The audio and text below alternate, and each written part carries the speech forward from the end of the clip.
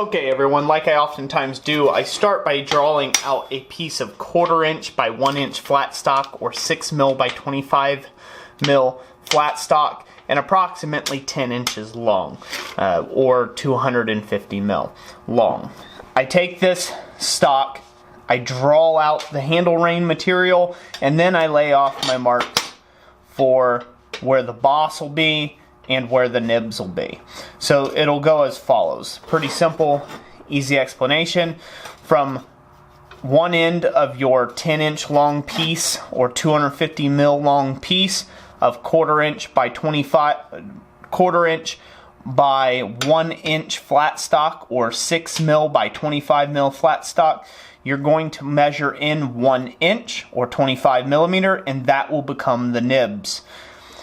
Then you're also going to measure in 1 more inch, and that will become, or 25 millimeter, and that will become the start of the set down where you draw out your reins from. And this will make a really nice pair of tongs. So what we're shooting for is something that looks like this, that was made in that short little intro. Now, you can see that this has a very short little nib on here, and I'm going to explain why that is. You can also tell why that this has quite a long rein handle on it, and there's a reason for that. Anytime it's pretty much tongs are a giant lever. So the longer you have between your fulcrum point, which is this point right here, aka your hinge joint, and the shorter out the other side of that fulcrum point, you can provide a lot more clamping pressure on this side of that fulcrum point by putting very little pressure on that side of the fulcrum point, going in that direction. Hopefully that makes sense. So as you press down here, the mechanical forces are applied of a lever or a leverage, and it applies higher clamping pressures over here. So in an attempt to maximize that, simple, very simple, under-explained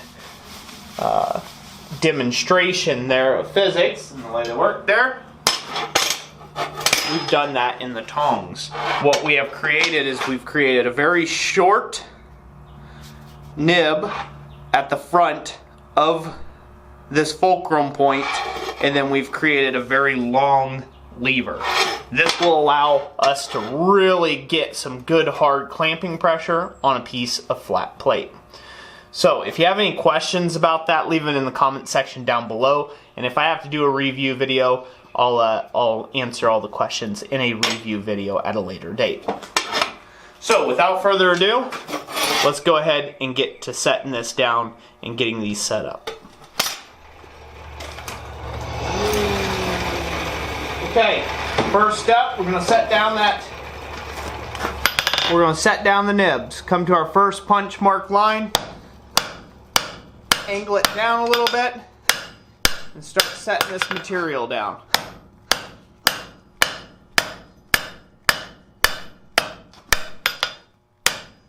Make sure to dress whatever swelling out to one side you may or may not get, and keep it as square as you can.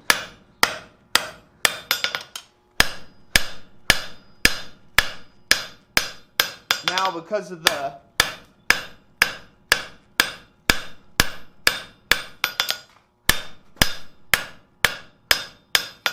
just like so.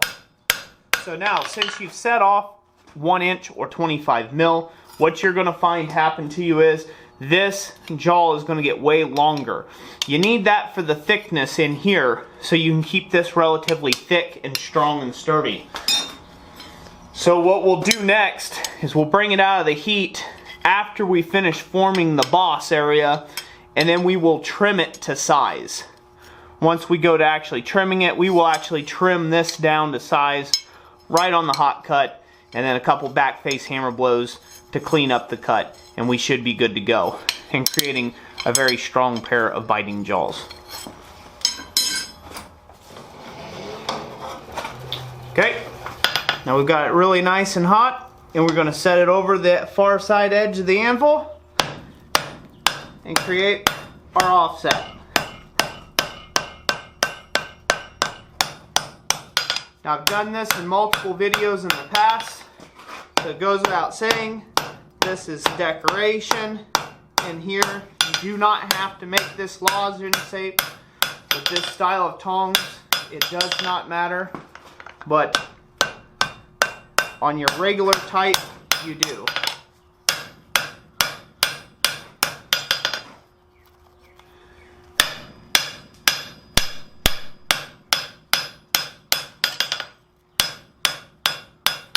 Alright, back to the near side, dress everything up. There, we're good to go. So now what we'll do is we'll mark this at what it needs to be, jaw wise, by setting and overlaying the other one and getting that figured out. And we're just giving it a mark. Like I said, we'll later clean that off. We're going to bring this back out of the fire and cut that off. Okay, to cut this off, find your notch, hit it, turn 90, hit it, turn 90, hit it, turn 90, hit it. What we're trying to do is we're trying to pretty much cut this little nub off the center. It'll make the dressing of that a lot easier.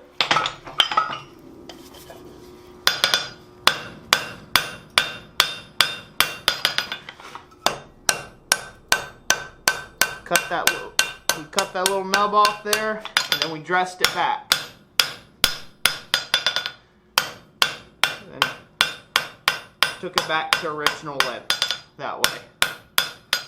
There we go. So now we should have a pair of jaws that are pretty close to being dead even.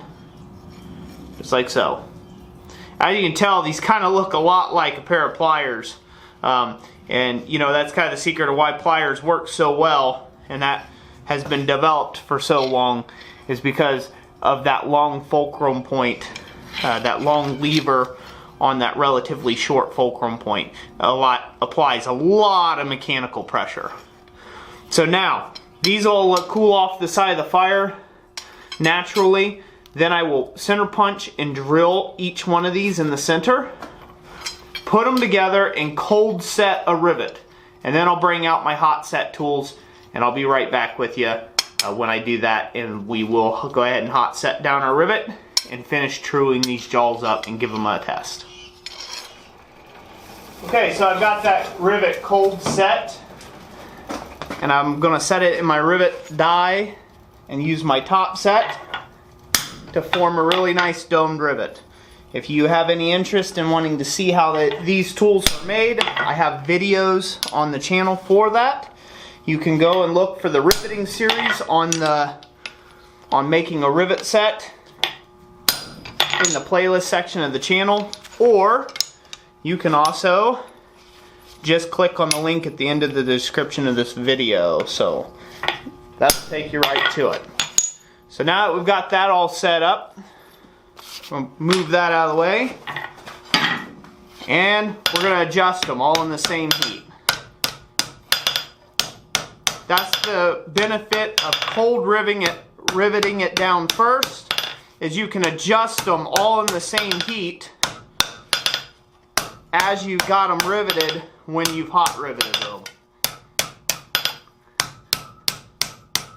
Alright, we got those all lined up there. And those ought to grip pretty good.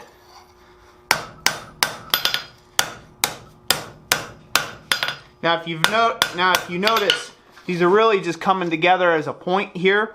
Don't try to get these flat in here. You want them to come down and pinch the material and be able to work through a wide range of material. So I can grip onto something that's about a 1/2 inch plate all the way down to something that's 1/16 inch thick plate with these same tongs. We'll give it a brush and my touch mark.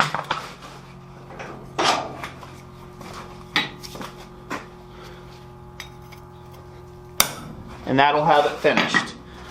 So now the only thing left to do is give them a test. So stay around for the bonus clip, and we'll test these puppies out. Okay, so here we are.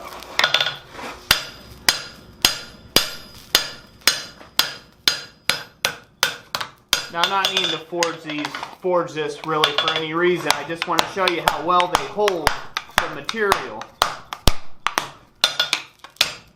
They hold it really good without a whole lot of pressure. If you throw a tong clip on this, you'd be right in business. So as you can see, that clamping pressure really helps out on flat plate like this. You know, if you guys have any questions, you obviously can leave them in the comment section down below, and I'll try to get back with you if I can. And that's going to conclude this video. So I hope you all enjoyed it. If you did, make sure to give it a big thumbs up. If you disliked it, that big thumbs down is always an option. And like always, God bless you, and we will catch you on the next one.